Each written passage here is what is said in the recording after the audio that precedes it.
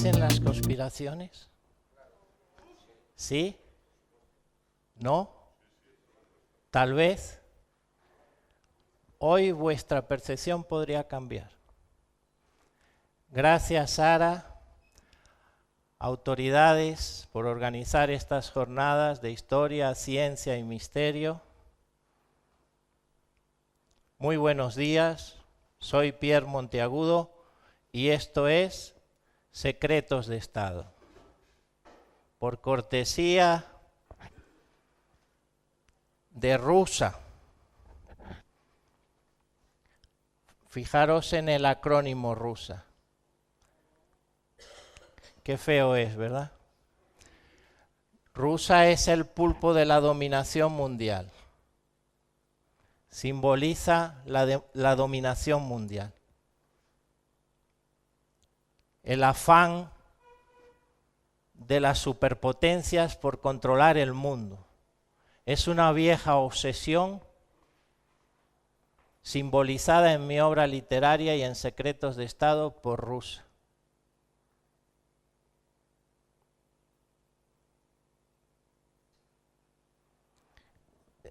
No podemos perder ni un instante como parte de la historia de la carrera espacial secreta, por parte de la historia secreta de la carrera espacial, primer ultrasecreto, Apolo 8. Esto que escribe esta prestigiosa periodista en este libro es con relación a la misión Apolo 8. Permitidme que os lea 3 líneas. Yo creía que la hazaña del vuelo alrededor de la Luna, Apolo 8 fue un vuelo circunlunar, dio la vuelta a la Luna y regresó a la Tierra, la habían llevado a cabo Borman, Lowell y Anders. Ahora resulta que son 4 los héroes. Ahora resulta que hay que rectificar.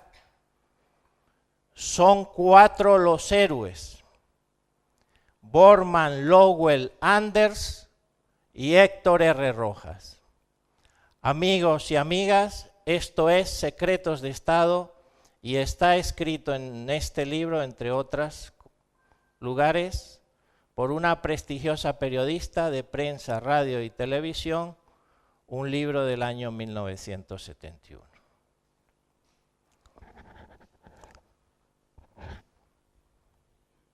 Veamos la insignia.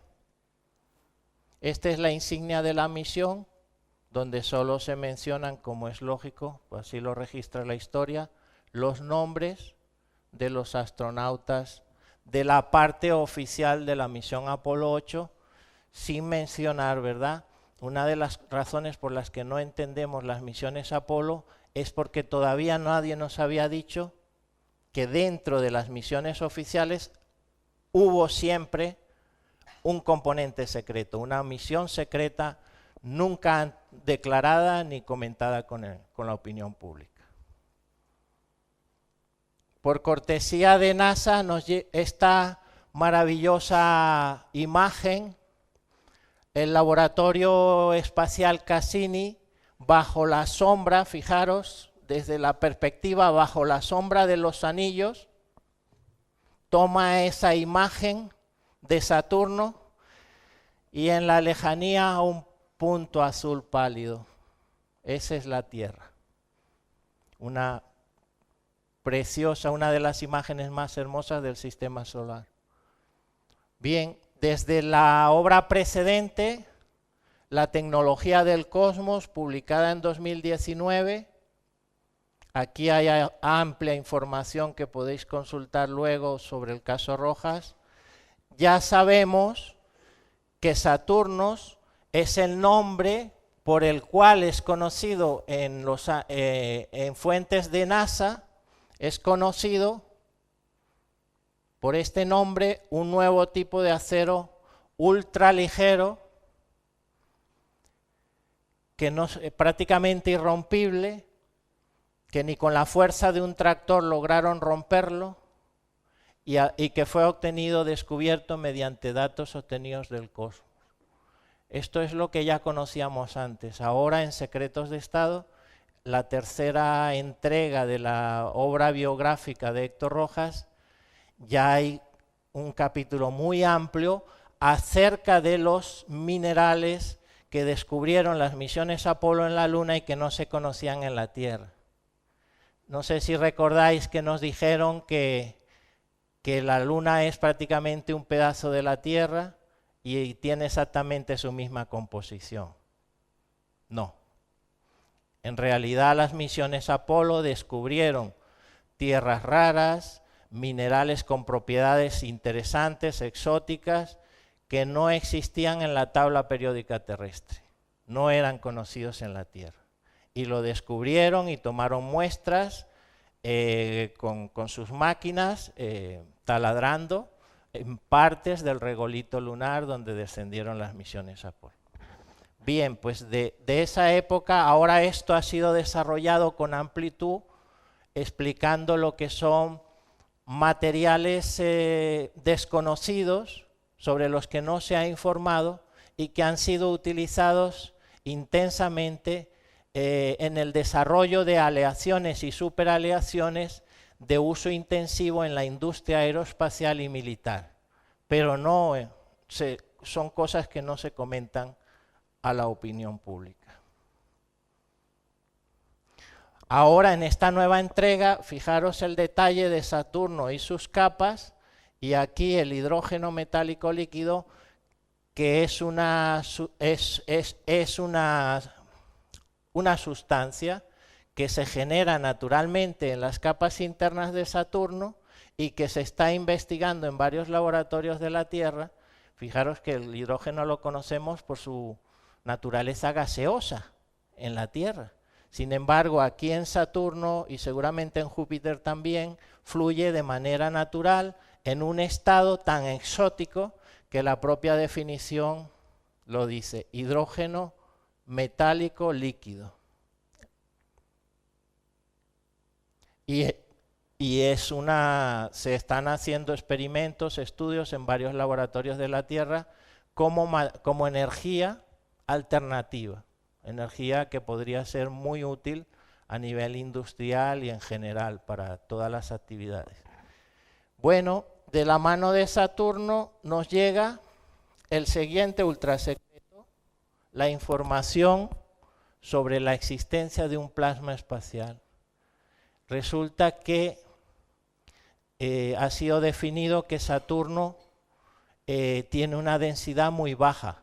La densidad del planeta es menor incluso que la del agua, de tal forma que si tuviéramos, ¿verdad?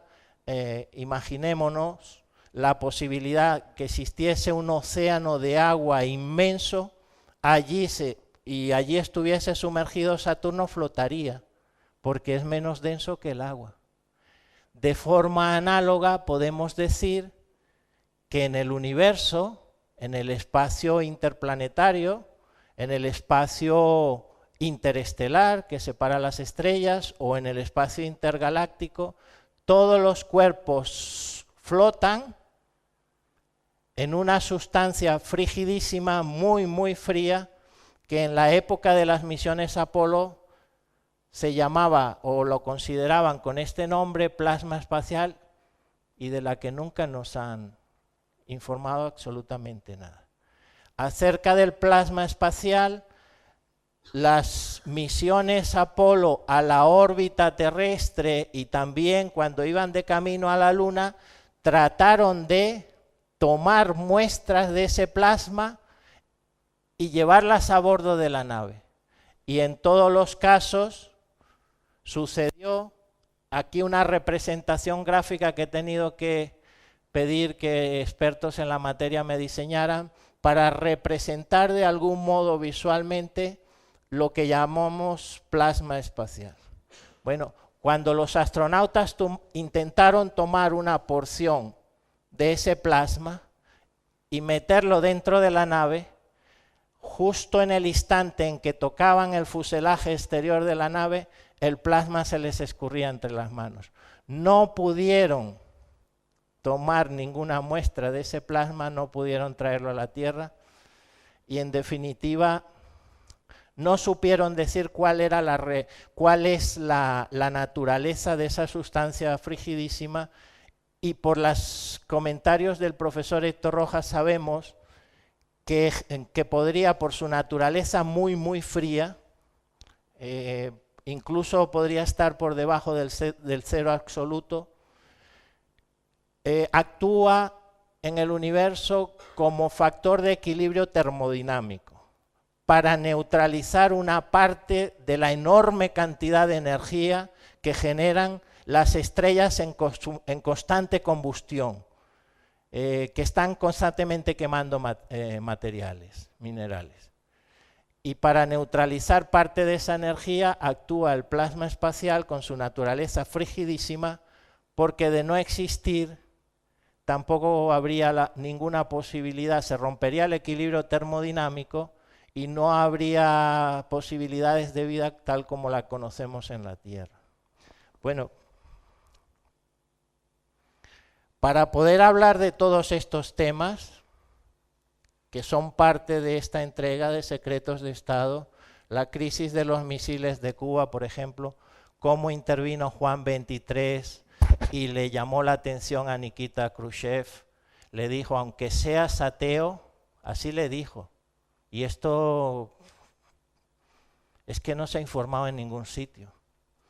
Nikita Khrushchev, el Papa Juan XXIII, en 1962, en plena crisis de los misiles de Cuba, cuando la humanidad estuvo a un suspiro de desaparecer en medio de una hecatombe atómica, Juan XXIII llamó a Khrushchev y le dijo, aunque seas ateo, no tienes derecho a poner en riesgo la vida de todos los seres humanos. De ese lado aceptaron la exhortación siempre y cuando también la aceptaran en Occidente. Y así Juan XXIII se dirigió al joven imprudente, al dirigente JFK, que también aceptó la amonestación, y se iniciaron las conversaciones que in extremis evitaron la hecatombe atómica. Y esto es algo que nunca se ha sabido. Bueno, cosas como esta, luego hablaremos del caso Kennedy, el caso del U-2 derribado, de los laboratorios espaciales, cómo los tenían durante toda la Guerra Fría desde los años 60, existieron auténticas bases militares en la órbita terrestre con sistemas automatizados de lanzamiento de misiles atómicos orientados para impactar en objetivos en la Tierra, lo cual nunca se ha sabido, pero así fue. Lo explico en esta parte. El cinturón moscovita, debajo de la ciudad de Moscú, tenían un sistema automatizado de lanzamiento de misiles intercontinentales con cabezas atómicas orientado hacia las principales ciudades del mundo occidental. Son solo algunos ejemplos. Hablaremos de las misiones que llegaron a la Luna antes que la que oficialmente registra la historia. Bueno, para hablar de todo esto, he estado estudiando durante más de 2 años las memorias científicas y geopolíticas de Héctor Rojas. Varios cientos de documentos. Aquí tenéis una muestra. Esta es la primera página de uno de los estudios científicos, análisis de imágenes teletransmitidas de la Tierra, y la última, la página 56, con la firma manuscrita clásica del astrofísico Héctor R. Rojas, doctor por la Universidad de París, y firmado en su ciudad, en Maracay, en el año 1983. Bueno, son cientos de folios que he estudiado y analizado intensamente durante algo más de 2 años para poder poner a vuestra disposición el resumen de la historia secreta de la carrera espacial y de otros asuntos.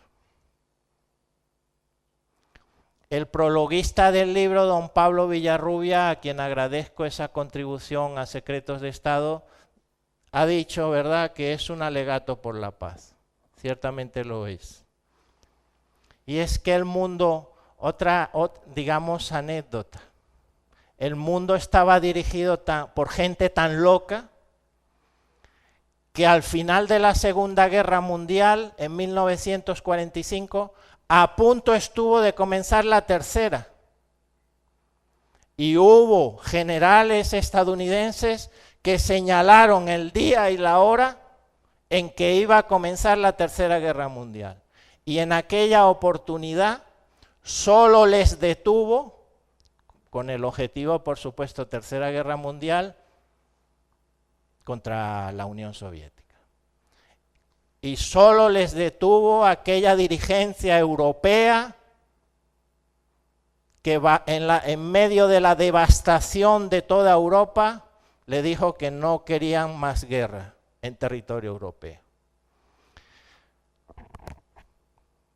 Y es que hay que aceptar, hay que reconocer, ¿verdad?, que a ciertos dirigentes,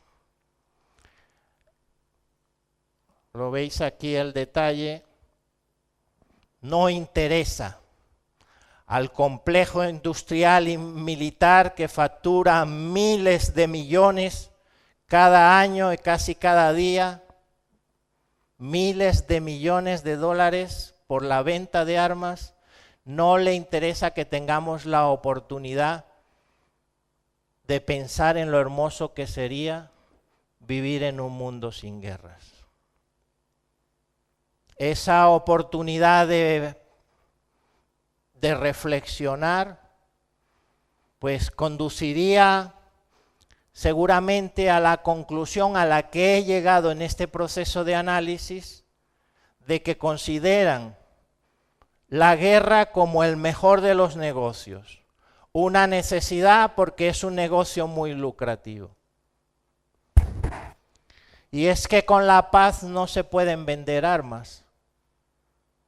Y para seguir facturando esos miles de millones que facturan por la venta de armas, tiene que haber guerras que permitan que los almacenes de cada nación lleno de armas vayan bajando, vayan disminuyendo el stock. Si lo pensáis, ahora Europa se ha quedado sin armas. Y como consecuencia de ello, cada día se están facturando millones en órdenes de compra, en pedido de nuevas armas. Más y mejor tecnología para destruir al prójimo. Lo estamos viendo a diario. Pues esto es muy antiguo, desde el final de la Segunda Guerra Mundial. De esta manera no digamos que nos vemos sumergidos en un permanente estado de tensión prebélica y en algunos casos bélica, que no nos permite llegar a pensar en que detrás hay un complejo militar, industrial, que se beneficia intensamente de ello y millones de personas a su alrededor recibiendo también los lujos y todos los beneficios de ese estado de guerra continuo y permanente. A ver si alguien recuerda a quién corresponde, a ver si alguien tiene una idea a quién corresponde estas líneas. Las decisiones del mandatario asesinado, el magnicidio más famoso, sin duda. En materia de qué sucede con el caso Kennedy, el profesor Héctor Rojas resulta que vivía y trabajaba en Texas en los días que sucedió esto. Y entonces en sus memorias explica, ¿verdad?, que las decisiones del mandatario asesinado permitían un acercamiento con Cuba y la posibilidad de inaugurar una nueva era de paz en el mundo mediante un acercamiento con la Unión Soviética. Y había JFK traspasado las líneas rojas establecidas por el gobierno en la sombra, establecidas por los altos jerarcas militares y por la gente que controla y dirige el complejo militar industrial, que son los que marcan la política internacional de esa nación. Nadie olvida el salvaje asesinato de John Fitzgerald Kennedy. Veamos algunos detalles.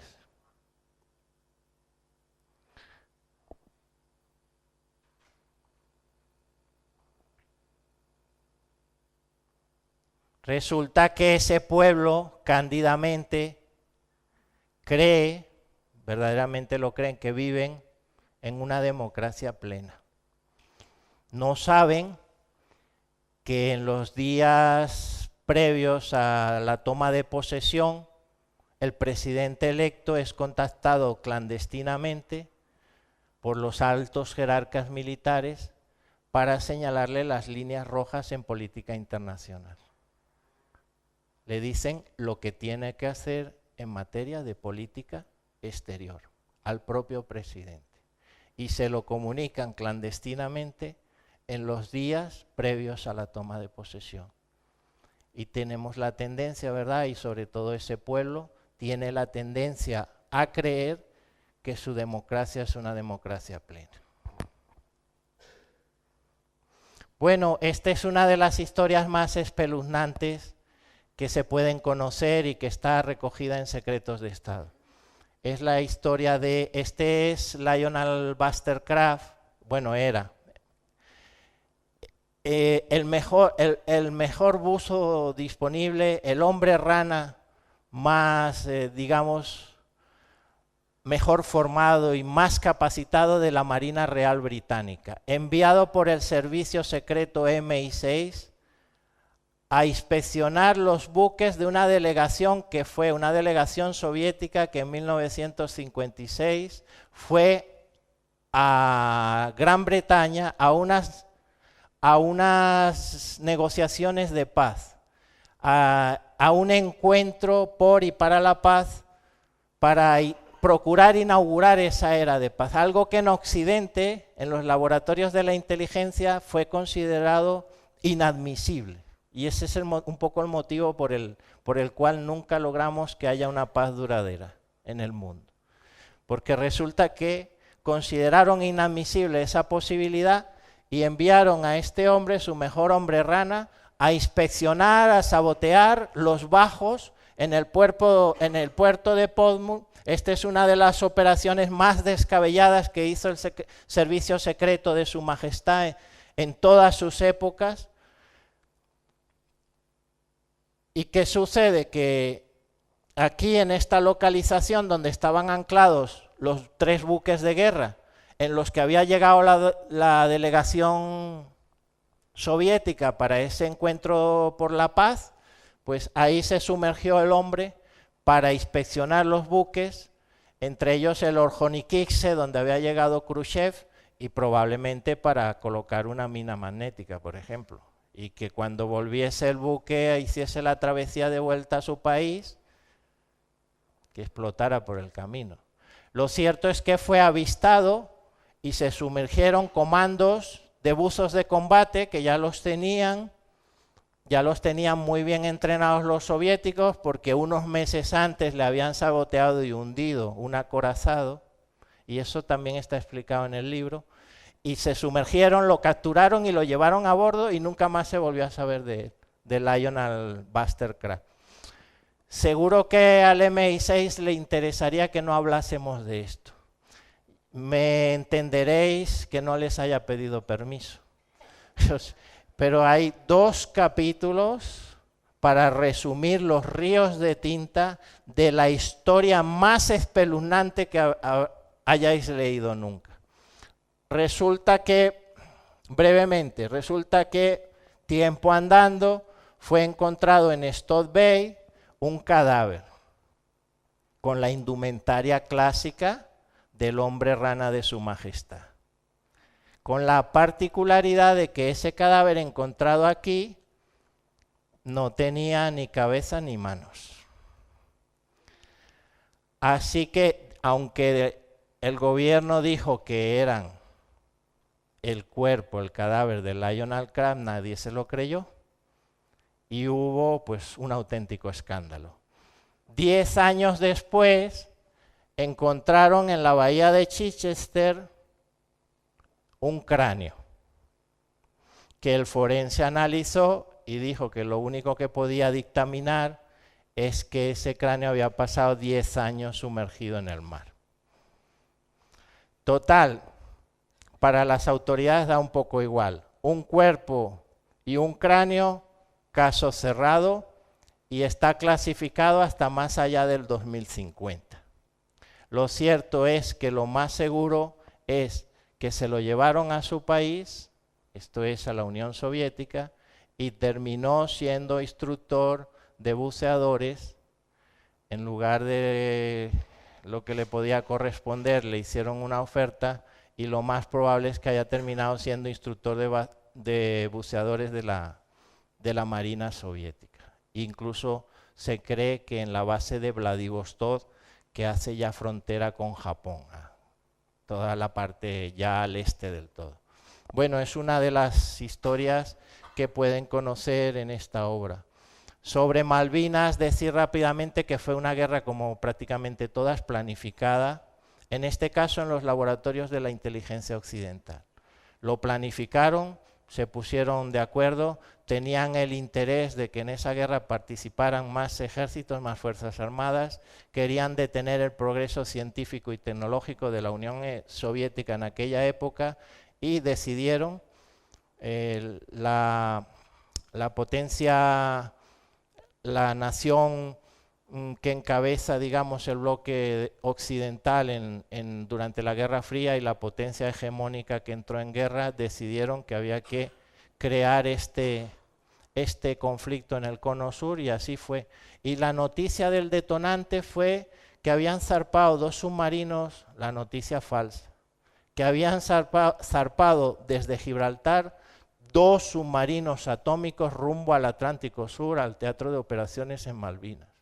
La Junta de Gobierno Militar en Argentina se puso nerviosa, dieron por cierto la noticia y se desencadenó la guerra. Luego ya se demostró y está en el registro histórico que tal noticia había sido pues una difusión falsa de los medios, que son muy activos en esto. En esto de desinformar y difundir noticias falsas son muy activos los medios británicos. ¿Sí? Lo he comprobado muchas veces. Bueno, aquí entramos en la parte de la historia secreta de la carrera espacial. Estos héroes de la carrera espacial, ¿verdad?, fueron inspirados por un alto sentido del honor. De otra forma no se explica que aceptaran viajar a la Luna, intentar un alunizaje en un vuelo directo. Es una técnica pues descabellada. No frenaron lo suficiente y pasó lo que pasó. Resulta que el mundo nunca llegó a saber que allí quedaron varados estos 3 militares jóvenes del proyecto espacial secreto soviético, enfundados en sus escafandras. Allí quedaron sobre la superficie lunar. Y las misiones Apolo, los astronautas estadounidenses vieron las escafandras. Y esto es lo que he podido comprobar durante más de 2 años de trabajo. Lo primordial sería, pues, que el gobierno que le corresponde llegase a declarar a esos héroes a título póstumo y diese a conocer su historia. Y así lo he pedido públicamente y ya son varias veces. Deben ser declarados héroes a título póstumo y su historia debe ser conocida por el mundo, porque fue la primera misión que intentó alunizar, primera misión tripulada que intentó alunizar. Iban en el vuelo directo tan rápido que el accidente fue inevitable, chocaron contra la superficie lunar. No se sabe si por fortuna o por desgracia sobrevivieron y murieron allí realizando el trabajo de prospección para el cual habían sido enviados en una misión prácticamente suicida. Prospección del lugar para el emplazamiento de una base militar. Os traigo eso. Bueno, ¿quién hizo los cálculos para alunizar? Esto fue publicado por uno de los medios de comunicación más importantes que hay en España ya en 2019. Este es el astrofísico matemático que en NASA hizo los cálculos para alunizar. Veamos algún detalle al respecto. Los 3 primeros estudios, de un total de 8, sobre las características del terreno lunar, los 3 primeros fueron publicados en el servidor de la NASA cuando lo pedí. Me dijeron que no los tenían, yo se los envié, los había encontrado, y están publicados desde febrero de 2019. Veamos un pequeñito fragmento. Este es el retrato que le hemos hecho recientemente pues al astrofísico que hizo los cálculos para aterrizar en la Luna. ¿Dónde están publicados? Pues aquí tenéis el detalle, fijaros. NASA, servidor de información técnico-científica. Este es en concreto el estudio número 3 de Héctor Rojas, cuando trabajaba en Lockheed Martin, es decir, contratado por el científico trabajaba contratado por el Pentágono, pagado por el Pentágono, pero lo mismo estaba en Lockheed Martin, en Lockheed Electronic Company en aquella época, que en cualquier complejo aeroespacial militarizado de NASA dentro de Estados Unidos, haciendo este tipo de trabajo. Bueno, este es el detalle de la página web de NASA, donde se pueden encontrar los 3 estudios de Héctor Rojas. Por primera vez en los últimos días estoy enseñando al mundo, a quien quiera verlo, el mapa lunar hecho de puño y letra del astrofísico Héctor Rojas. Todo esto detalle que veis, nombres de cráteres, todo este graficado que hay aquí adentro del mapa lunar, está hecho del puño y letra de Héctor Rojas, y esto señala los puntos que analizó fotoelectrónicamente en la cara visible de la Luna para poder determinar cuáles eran los mejores sitios para el aterrizaje tripulado, los más seguros para los astronautas. Esto está saliendo a la luz ahora, hace unos días acá, por primera vez en la historia de la carrera espacial. Aquí el detalle de las coordenadas que fijó como el sitio ideal para el alunizaje seguro de los astronautas, y otras coordenadas adicionales con la zona de la región ecuatorial de la Luna donde era más seguro el aterrizaje.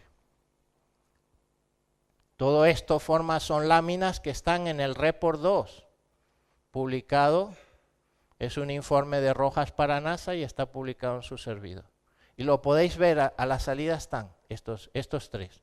Una fórmula para el cálculo de la temperatura efectiva que iban a encontrar los astronautas sobre la superficie. Es simplemente uno de decenas de láminas que están en esos informes. Más cosas.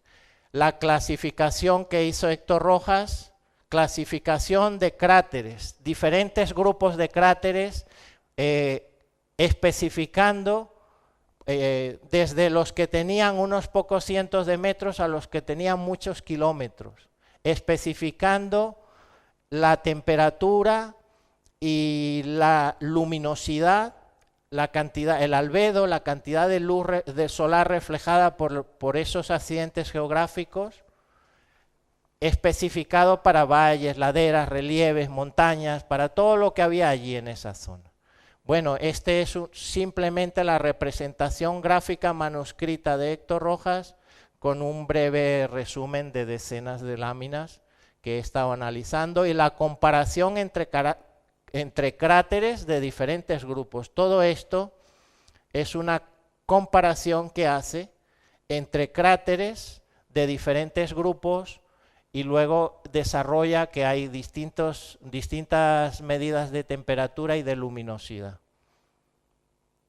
Este es el mapa lunar graficado de cómo aplica, fijaros, cómo aplica la técnica para calcular la intensidad de la luz en la región ecuatorial de la Luna, que era la región considerada para los aterrizajes tripulados. Cómo ese hombre, desde la Tierra a casi 400.000 kilómetros de distancia, aplica una técnica y calcula la intensidad de la luz solar que refleja cada punto de la superficie lunar. Un trabajo realmente impresionante. Fijaros, amigos, esta es la región ecuatorial de la Luna considerada para el aterrizaje seguro de las misiones tripuladas. Las coordenadas suministradas por Rojas estaban pues aproximadamente en esta zona. Bien, este es el detalle de las extrapolaciones. Son proyecciones matemáticas complejísimas, lo sé porque así me lo explicó un astrofísico en activo cuando me reuní con él en Barcelona y me explicó que estos son proyecciones muy abstractas, muy difíciles de hacer y se conocían en la NASA de la época como los contornos de Rojas.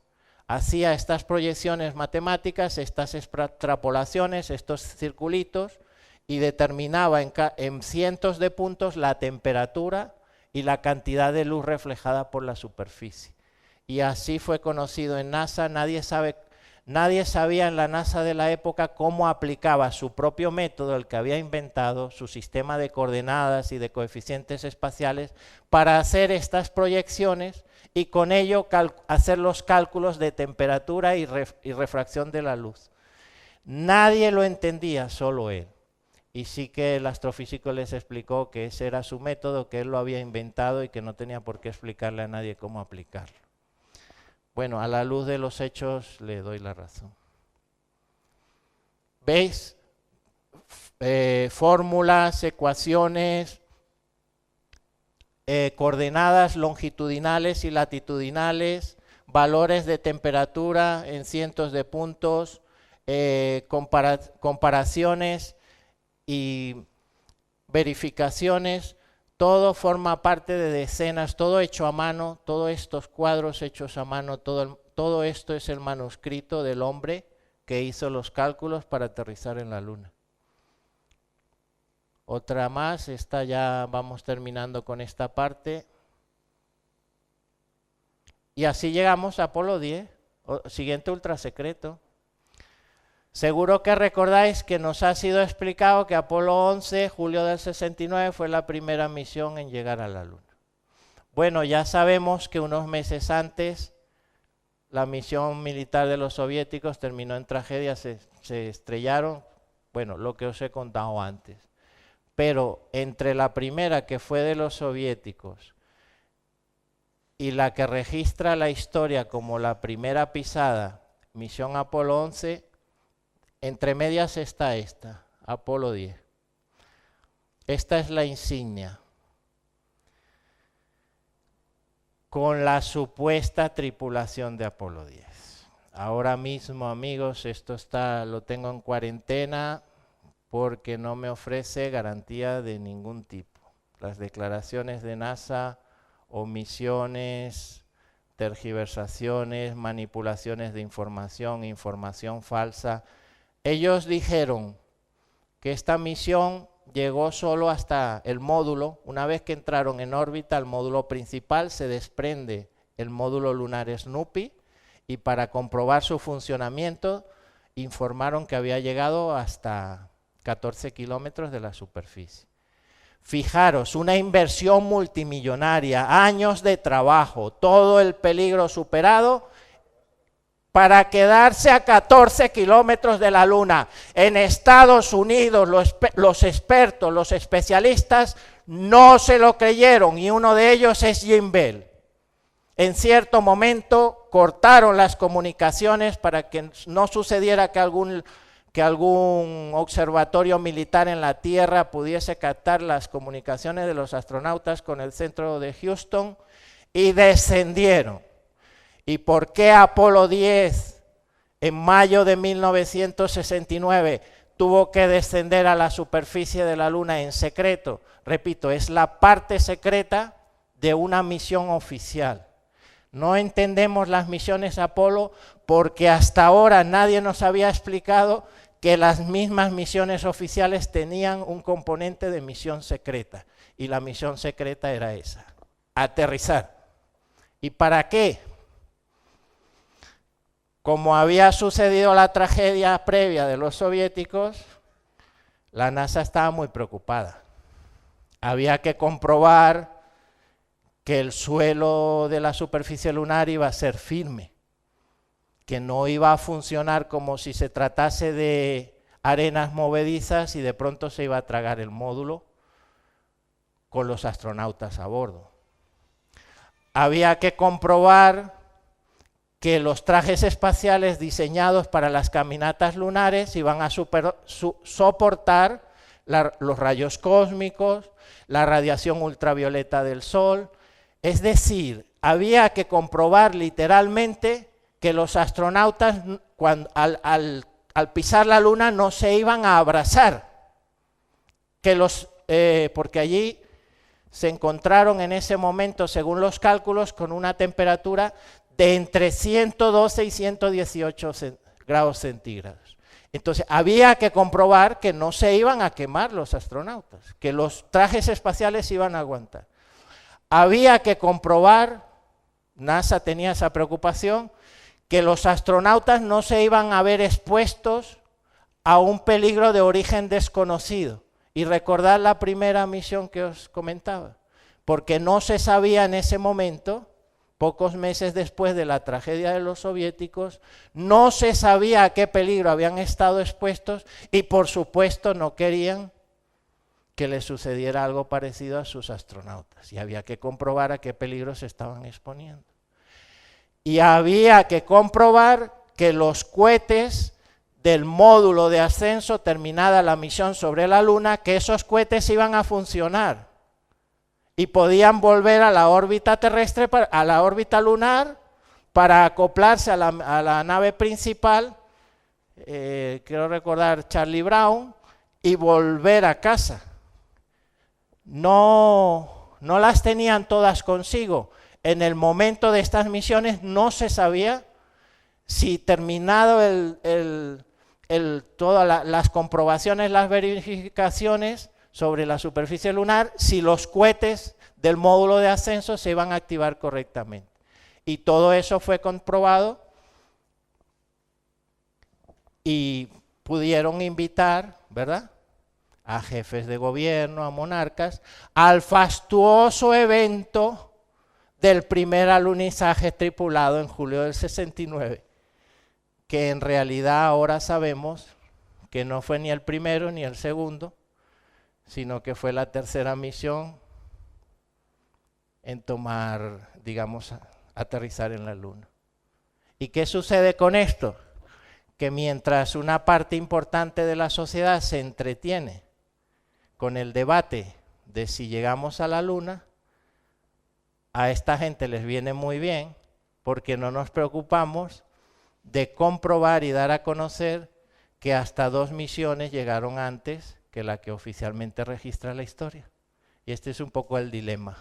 He trabajado 10 años en esto, pongo las manos en el fuego por mi patrocinado, por Héctor Rojas, por sus memorias, y voy con esto a donde haga falta. Esta es un poco la historia secreta. Bueno, ¿qué contribución hizo para los descensos tripulados? El astrofísico calculó nada más y nada menos que el grado de inclinación de las áreas de las diferentes zonas de la superficie ecuatorial donde se podían posar los módulos. Y también, sobre la base de ese cálculo, estimó en qué momento tenían que ser activados los retrocohetes. Va bajando, módulo lunar bajando, y llega un momento a escasos segundos de tocar el suelo que tienen que activarse unos retrocohetes para frenar el módulo, si no se estrella. Y tanto si esos retrocohetes se activan muy rápido como si se activan muy tarde, puede suceder que la nave, si se desactivan o si antes de tiempo no se encienden, y si se encienden demasiado tarde, la nave se puede estrellar fatalmente contra la superficie. Por eso era tan importante hacer este cálculo del terreno lunar, precisamente lo que no tenían los soviéticos, y sobre la base de ese cálculo estimar, ¿verdad?, en qué momento había que activar. Justo eso tiene que ser con una precisión de milésimas de segundo. El momento de la activación de los retrocohetes para que el módulo lunar frene lo indispensable para posarse con suavidad. Es un cálculo que tiene que ser exacto y cuestión de microsegundos. Y si no se hace bien, si no es exacto, la nave se estrella. Bueno, ese fue el trabajo de Héctor Rojas. Su trabajo fue anunciado de la única manera que él podía darlo a conocer en un diario de circulación nacional el sábado 19 de julio de 1969, y allí se dijo, Héctor Rojas sentía que para no violar sus compromisos de confidencialidad que había firmado con la NASA, no podía dar a conocer explícitamente que ya había sido astronauta científico. Y entonces lo expresaba de esta manera: probablemente dentro de un año, dentro de 2, tenga que ir a la Luna. Muy particular él en su forma de ser, lo expresaba de esta manera porque consideraba que así no violaba la confidencialidad de sus contratos firmados con NASA.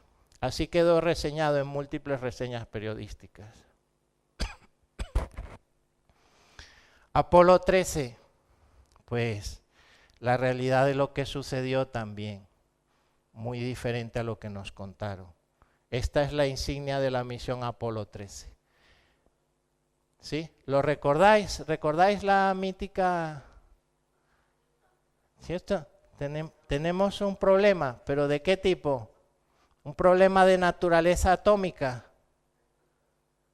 No, es algo más terrenal. Los científicos se preguntaban dónde habían metido una pequeña bomba atómica sin que ellos se dieran cuenta. En un maletín. Decían los científicos, ¿será que la metieron en un maletín de una de estas bombas portátiles? ¿Será que la introdujeron dentro de un robot perforador, de esos que enviaron para perforar el regolito y tomar las muestras? Los científicos no estaban informados. Resulta que eso sale de aquí. Fijaros, esta es la documentación, estos son fotografías de los originales redactados por Héctor Rojas, es otro estudio, parte de los cientos de documentos que he visto, y aquí está bien explicado. Yendo en contra de la decisión de la Corte Suprema de ese país, introdujeron una pequeña bomba en el compartimento de carga de la misión Apolo 13. Pero nadie imaginó que al entrar, ¿verdad?, en la Tierra, este tipo de artefactos, pequeños o grandes, se almacenan sin ningún problema y no detonan espontáneamente. Pero a esta misión le sucedió que no contaban con la influencia gravitatoria de un cuerpo celeste distinto a la Tierra. Y a 20.000 kilómetros, al entrar dentro de la influencia gravitatoria de la Luna, el artefacto detonó. Más por suerte que por otra cosa, el espacio actuó como una barrera protectora que absorbió el impacto de la explosión. Tampoco sabemos qué tipo de aleaciones o superaleaciones utilizaron para revestir el módulo de comando. Desde luego no es nada de eso que dicen por ahí de chapa y aluminio, no. Ahí había aleaciones y superaleaciones de uso en la industria aeroespacial de los que nunca se ha hablado. Bueno, lo cierto es que entre la onda expansiva que el espacio pudo absorber, que no se comporta ni mucho menos una explosión como lo hace en la Tierra, y el revestimiento protector del módulo de comando, los astronautas sobrevivieron a la explosión. Y el propio Rojas estuvo entre los matemáticos que calcularon las probabilidades que tenían luego de esa explosión de regresar con vida a la Tierra, y fueron estimadas en un 12%. Y más por suerte que por otra cosa, efectivamente esos astronautas volvieron con vida a la Tierra. Más por suerte que por otra cosa. Bueno, después que conocí y comprobé estas informaciones, tuve hasta pesadillas. Porque la locura de algunos dirigentes nos llevó a una época en la que hubo la posibilidad de no tener ni luna ni tierra, por la posible colisión de ambos cuerpos celestes.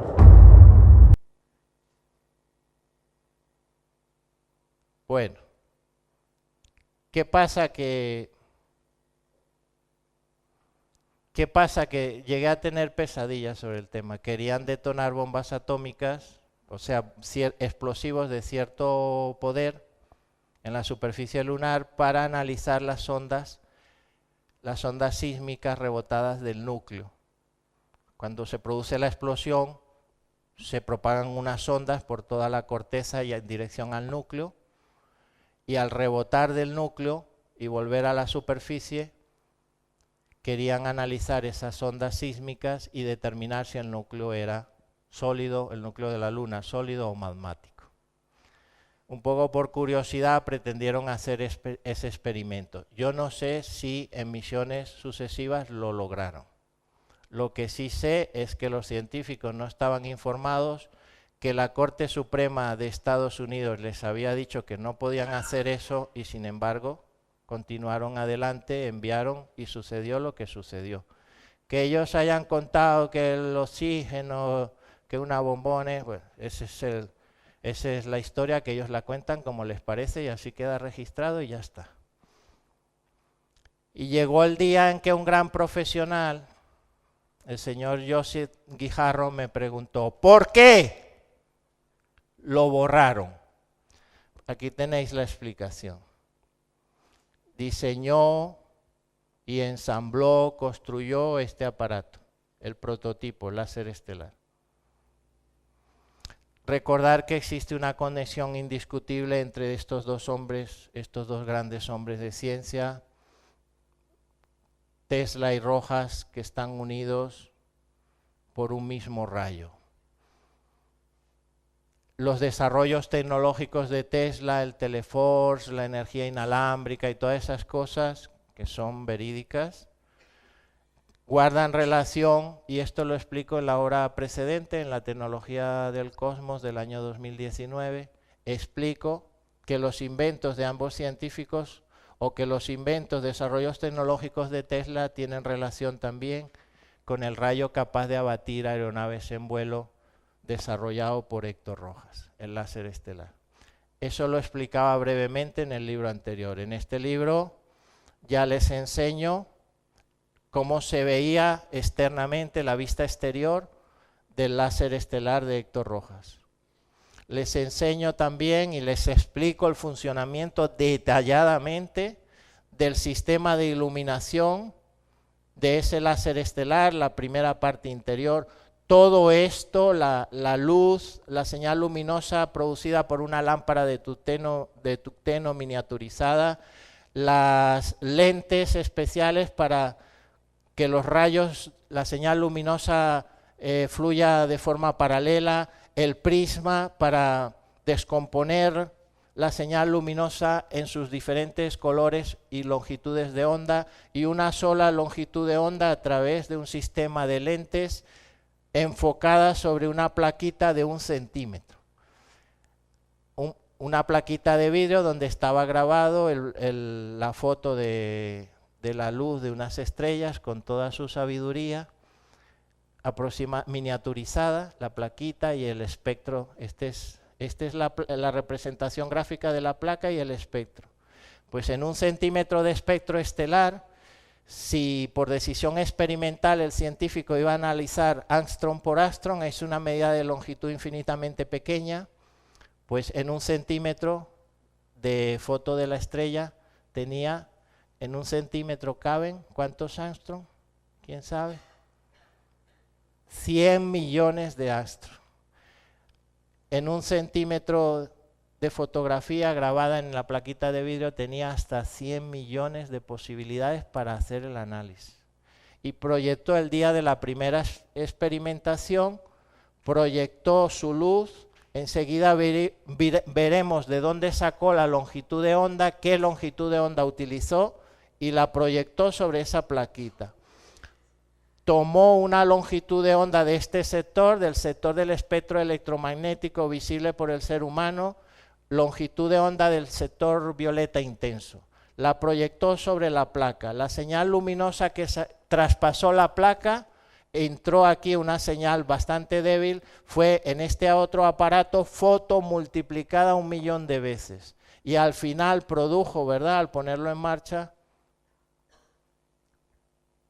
un rayo. ¿Qué pasa con ese rayo? Se vería más o menos así porque esa longitud de onda es visible al ojo humano.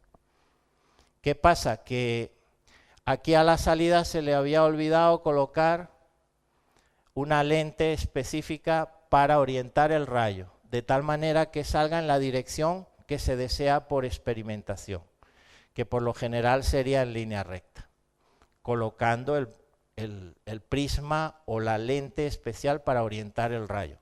Y como no lo habían colocado, una pequeña anomalía causó que el rayo saliera, por decirlo coloquialmente, torcido, en un ángulo extraño. Y en lugar de incidir en el punto de experimentación, fue a caer sobre un florero. Y ahí vino la sorpresa, todos quedaron boquiabiertos. Amigos, amigas, no hay margen de duda ni de error. Lo comprobó experimentalmente muchas veces.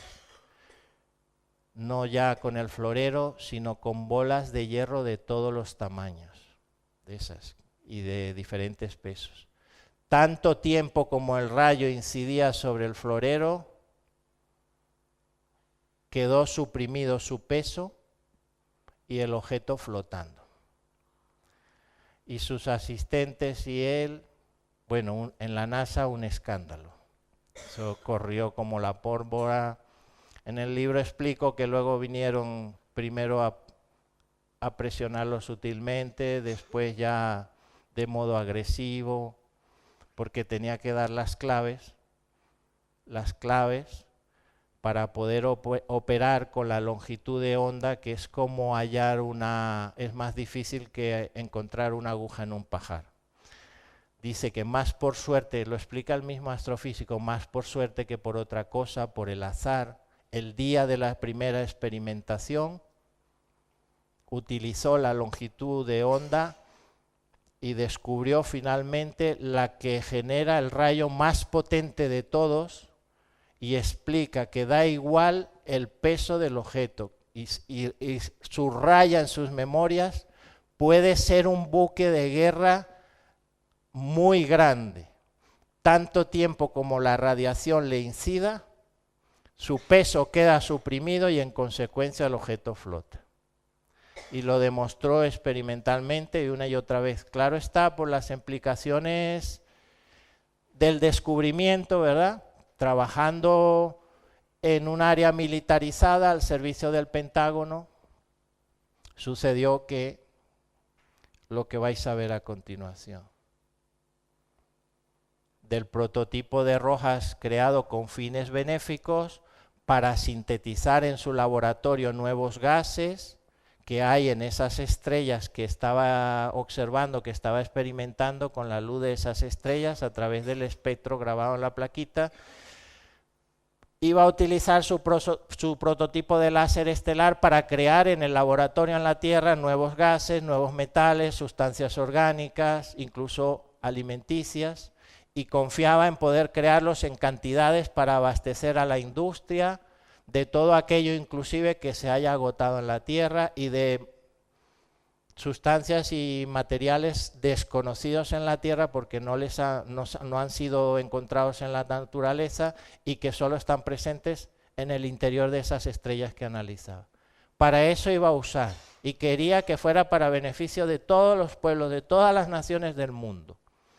Y en definitiva, ¿qué sucedió? El prototipo de Rojas para beneficio de la humanidad fue convertido en sistemas láseres de alta intensidad. Y veamos el detalle. El objetivo del Pentágono era construir un aparato que pudieran disparar en cualquier parte del mundo. Finalmente, fijaros el parecido, ¿veis el parecido? Pues finalmente el láser estelar de Rojas, por cortesía de Robert L. Strait, esta es una fotografía de un vehículo de tierra que en la parte superior tiene el sistema láser de alta intensidad, de alta energía, de los Estados Unidos. Esta es la versión de los rusos. El prototipo de Rojas, la versión de los rusos, una de las muchos que tienen.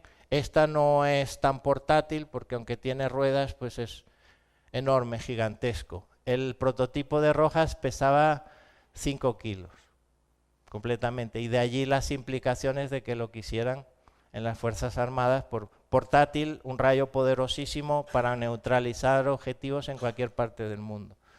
Lo vemos aquí instalado a bordo de... Esto ya es la actualidad, a bordo de buques de guerra que pueden emitir un poderoso rayo ultraconcentrado y abatir cualquier cosa que esté, un misil, un avión, un caza, lo que sea.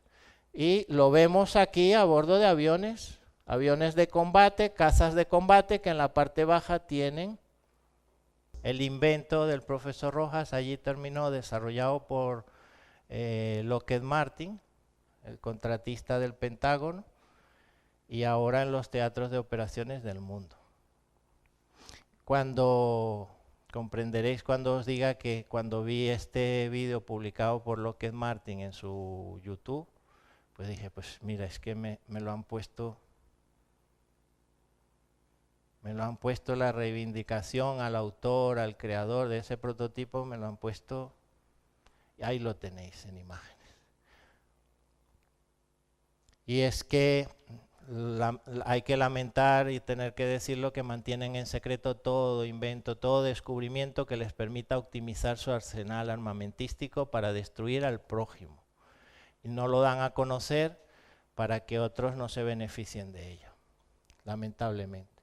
La relación que me une con el astrofísico es que documentalmente he sido nombrado desde hace más de un año su biógrafo oficial, y en eso estoy, ya en el 10º año de actividad, pero ya ahora como biógrafo oficial y persona que pues continúa dando a conocer la biografía de este mundo. Quiero despedirme ya para despedirme. Este es el logotipo del Centro de Estudios Espaciales que ya hemos fundado y que está ahora en trámite en el Ministerio del Interior. Este es el emblema. Investigación esos eran los valores de Héctor Rojas: investigación del espacio sideral y cooperación científica internacional para el progreso de todos los pueblos del mundo y no para unos pocos. Por aquello quiero despedirme con la moraleja de la historia del Dr. Rojas, que me ha inspirado tantas veces frente a la adversidad. Por aquello de los avances en ciencia y tecnología, todos hoy en día somos considerados jóvenes, todos los menores de 80 años. Sí, es así. Por eso todos los aquí presentes somos jóvenes. Y a vosotros quiero dedicar la moraleja, y a los jóvenes del mundo y a aquellos que estos días están concluyendo estudios, y dedico la moraleja de la historia del Dr. Rojas, que me ha inspirado tantas veces frente a la adversidad, y dice así: esfuérzate, esfuérzate, sin prisa pero sin pausa, que los logros y el éxito te llegarán como recompensa. Luego celébralo. Adopta la sana costumbre de celebrar cada logro, por pequeño que parezca.